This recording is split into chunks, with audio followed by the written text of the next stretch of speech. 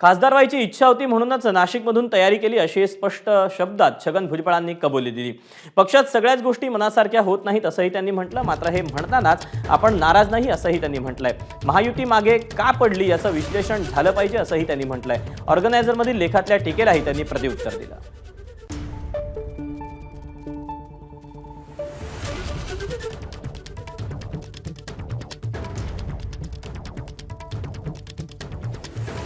दरम्यान या सगळ्याबाबत बोलताना छगन भुजबळ यांनी काय नेमकं म्हटलेलं आहे आपण जाणून घेऊया।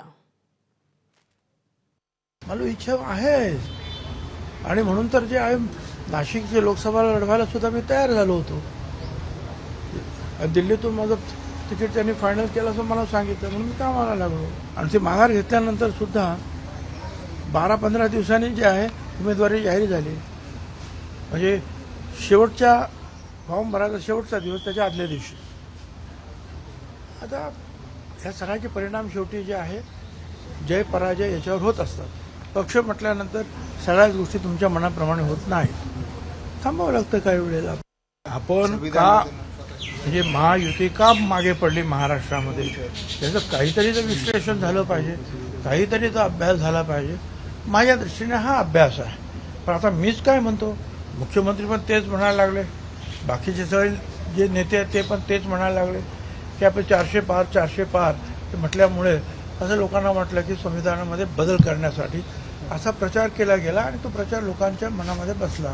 त्याच्यामुळे दलित आणि आदिवासी समाज दूर गेले आणि मुस्लिम समाज तर दूर गेलेच होते।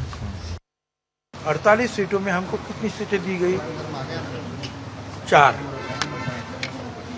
और 4 में जो है 2 सीट जो है वो तो जो शिरूर जो है वो शिंदे साहब का आदमी उधर के, और वो बाकी दूसरा क्या है वो परभनी, वो भी उन्होंने कहा कि एक धनगर समाज को देना चाहिए जानकर को।